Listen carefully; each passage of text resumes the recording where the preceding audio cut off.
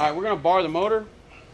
We're going to turn it by hand to see which one of these back injectors is leaking between A and B, B and C, or C and A. I've done this a bunch. The best way to check to see how it's, the best way to check to catch it bubbling is to crank the motor over and get it bubbling really good. And then as soon as you stop cranking the motor, put that thing in there and start turning by hand right after. Because if you wait very long afterwards, you may not be able to see it on the bubbles. So let's go. I'm gonna go ahead and change the back 3 injectors because we know there's more than one leaking anyway. Because it didn't go boop, boop. It went boop, boop, boop, boop. You could tell it was more than one. So instead of guessing at it and playing with it that many miles, let's just change them all 3. So let's do that. All right, now we're gonna done with that. Hey, gotta get this special tool right here. That is exit only. Yeah, get this. We got the exit door back there, okay? What? Gotta get this special tool here. The special water tool. Get this at Cummins. You can't get that at Cummins. Yeah, you gotta get that at a local store. Yeah, Walmart, right? Something.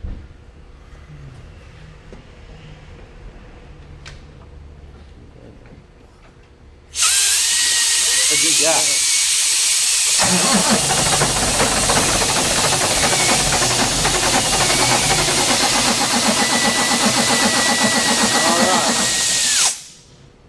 Also, you got a couple bad when you can do that that runs. Because that means the crack pressure on it's weaker than the rest of them. Yeah. The opening pressure. Yeah. So. All right, let's take this off. 133 inch-pounds? 133 inch-pounds. I already set them, I already tightened them up. Just check them.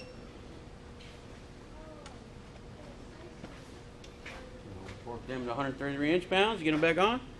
Now that we've got them all back on. Yep. And then check the front one too, because I did that one. All right.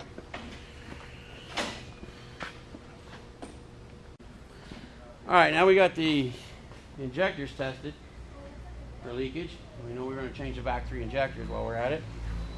I'm going to do the coolant pressure test and see where we have coolant leaks before we tear it down. If we have any internal or external coolant leaks. And of course, we're going to let it sit on there for a while. And we'll pressure test this thing to full 20 psi and we'll let it sit a while. And then we'll pull the oil pan off of it. And when we get the oil pan off of it, we'll see if there's any coolant dripping, which will be the next step. Now, this thing doesn't really use that much coolant, but it does seep a little bit here and there, so it's an old truck.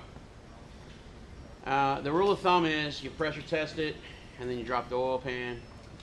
And what you look for when you drop the oil pan is you look up, and you're looking through the bottom of the engine, and you can see the liners, and you can see the piston in the middle of the liner. If you get a coolant leak in the head or any kind of coolant leak internal to the engine, if the coolant's running down the inside of the wall of the liner, that means you have a leak in the head somewhere or the head gasket. If the coolant is leaking on the outside of the liner, then that means the liner itself is leaking. So it's always very important to check this before you ever take the head off the engine, because once you take the head off the engine, you'll never know where the leak was. So even though this one's not really leaking, I'm going to do this test anyways, and I'm going to double check to make sure there aren't any leaks.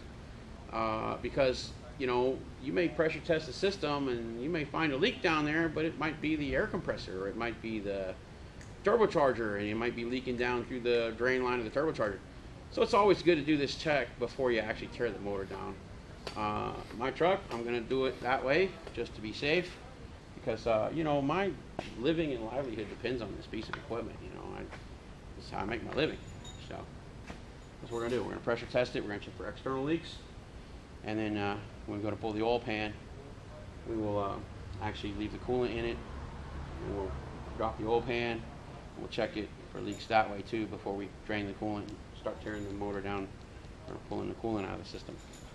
Let's do that. I also have a video on this, on how to check your system for leaks, coolant leaks. Go ahead and bring it all the way to 20 psi. Just so, usually it only runs on 15 pounds. Let's bring it to 20. It's going up. You're getting pressure in it. go up. All right, now we've got this thing pumped up to 20 psi. Yep, 20 psi. It's about 5 pounds over. And we can let it sit for a little while, and we can check it for leaks. External leaks. There we go. We should be able to take this off, flex pipe for the exhaust, this, and pull this doser injector pipe back. And we're going to look for is we're going to pull this back a little ways, and we're going to look inside this pipe to see if we have any coolant leaking in there. Because if it's wet, that means we got a coolant leak. So we can check the doser injector and see if it's leaking coolant into the exhaust, which would screw up the DPF and everything, obviously. And also we can check the EGR cooler to see if it's leaking. So why don't we do that? We'll take this off first, we'll drop this down, and then we'll check the doser pipe for leakage, and then after that we'll check the EGR cooler to see if it's leaking. So I don't see any external leaks yet. I know I've got a tiny radiator leak, so I know it's going to drip here after a while. It's going to get wet, but we'll check all this back here. That's an 11 deep well, right?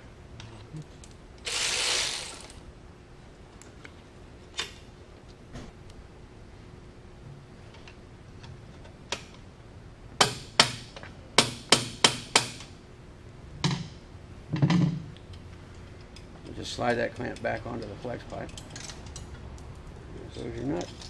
Hey, you're dropping your nuts again. Didn't like it the first time. Here, put that back on there.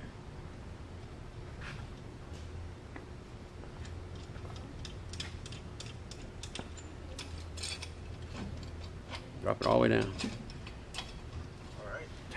I'll take the other one. Looks like the gasket. The gasket's no good. We need to replace that gasket.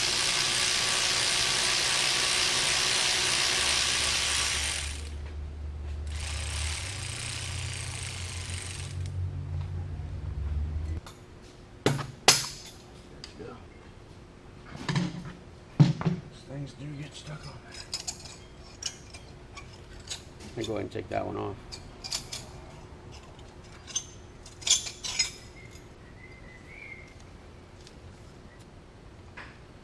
Turbo gas.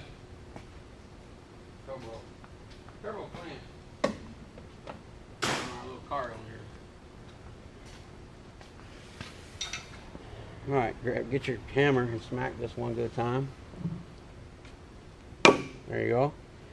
And we will look up inside there. And it's dry as a bone. So, we know we don't have a leak there. The doser injector's not leaking. And it looks good in there too. It's nice and clean. The doser's clean. I cleaned it not too long ago. So, now we need to check our EGR cooler for leaks. And we can do that while it's on the truck. It's not real easy to do, but we're going to do it anyways. And what we want to do is we want to get maybe this camera, take it off this mount. Alright, now we're going to check our EGR cooler for leaking. And that's that big thing right there. And all the way back here in the corner, there's a screw. Oh, right there. Right there. Right there in the back of the flange. There's one there. There's one on the bottom. And we need to take those two screws off. We want to check it with it on the truck. And then push the flange back and see if we get any coolant leakage collecting here in this area here that seems to be wet from when we pressure washed it yesterday. So let's take those two bolts out. The back flange. I have a video on that, by the way. I have a video on how to check your EGR cooler for leaks on YouTube on my channel, Rawze.com. So, you can watch that video. I show a little bit more detail about that. So we're going to do that. We're going to check it for leaks because this one hasn't been checked in forever. So, do that. We'll come back.